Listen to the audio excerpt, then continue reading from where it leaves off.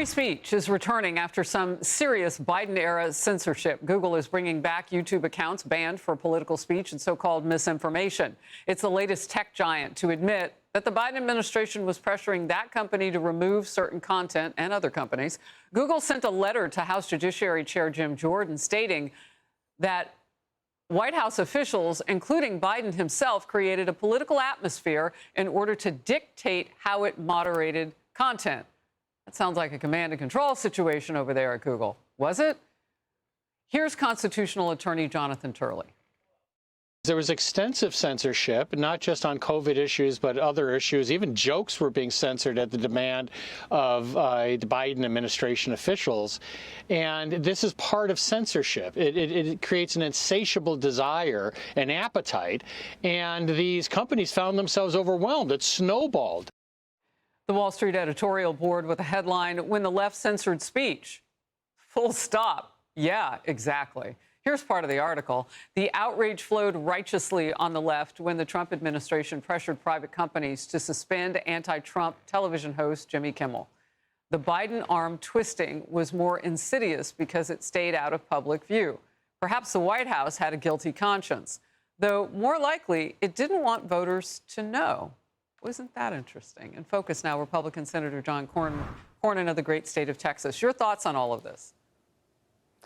Well, censorship is always a slippery slope, but we saw during the Biden administration that beyond censorship, there was an attempt to cancel people who tried to offer different opinions. The solution for speech that you don't like is more speech. It's not censorship. It's certainly not having the government tell us what we can listen to and what we should believe. That is the rule in authoritarian countries that essentially are police states and not the United States of America. What do you make of now putting those censored entities back on a platform? Is that enough? Like, is there some other step that Google and some of these other companies that capitulated to the Biden White House need to be taking?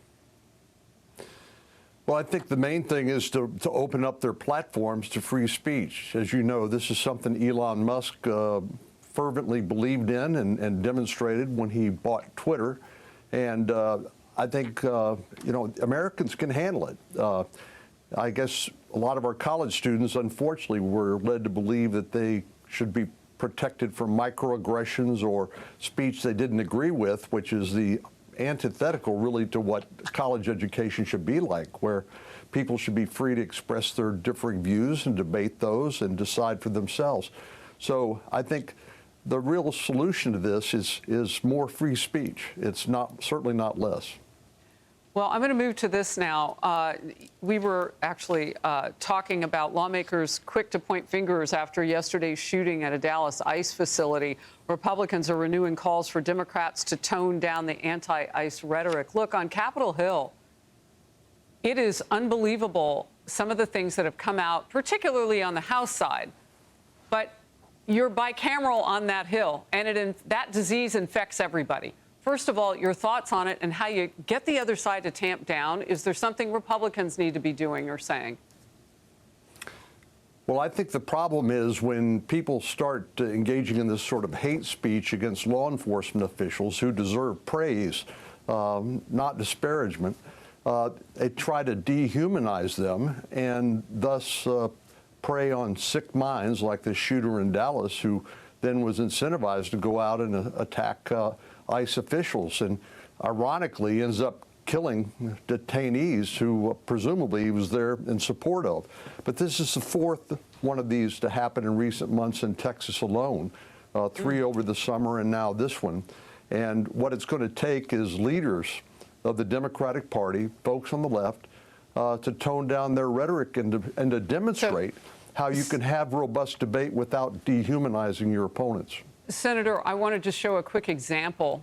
Before the shooting, Democratic Congresswoman Ilhan Omar posted "Abolish ICE." And she's not the only congressional Democrat who's taken aim at Immigration and Customs Enforcement. Watch.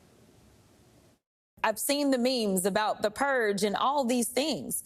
But as somebody who understands history, When I see ICE, I see slave patrols. We are here to defend the Constitution and defend Americans as well from a lot of the illegal activity that ICE is engaged in. What's chilling about it is that if I take myself out of 2025 and roll myself back in time, some of the hatred that I see displayed under the guise of good government just scares the hell out of me. Your reaction to all of that? Well, this isn't actually anything new. It's the latest manifestation of what we've heard on the left for a long time now, starting with the defund police criticizing law enforcement for enforcing the law, as Tom Homan, who I thought eloquently pointed out, that these are laws that Congress has passed, and if people don't like those laws, then they need to come to Congress and ask they be changed, not attack the people who are sworn to enforce the law. So I think, again, this is going to have to take some leadership on the left that may not be politically rewarded by their base, who's become increasingly radicalized. But this is unacceptable in the United States of America. We believe in upholding the rule of law and praising and supporting the men and women in blue and the folks with ICE and Border Patrol who are merely enforcing the laws that we've passed as a result of bipartisan legislation. Senator, you know, as I look at this, I can't help but wonder, well, who's in charge on the left? I mean, in the House and Senate leadership, really, who is in charge? Are they listening to Chuck Schumer? And look, if they are, he's not having this be toned down at all, this rhetoric. I mean, where are the Democrats? Do you have anybody you can sit down with? Because it seems like they're farther and farther and farther left every day.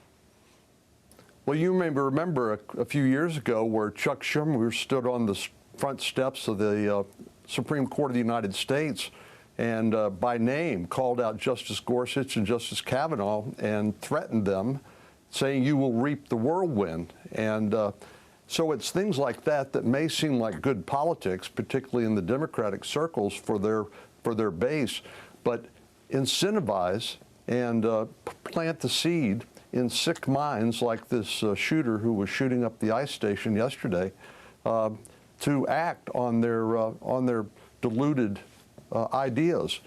First, by dehumanizing people by suggesting they're less than deserving of protection of the laws. Yeah, maybe reminding some of those lawmakers on the left, do they really want to be part of what's now being called an assassination culture? I mean, you don't want that to be the legacy if you're serving elected by the American people. It really hurts Certainly their party.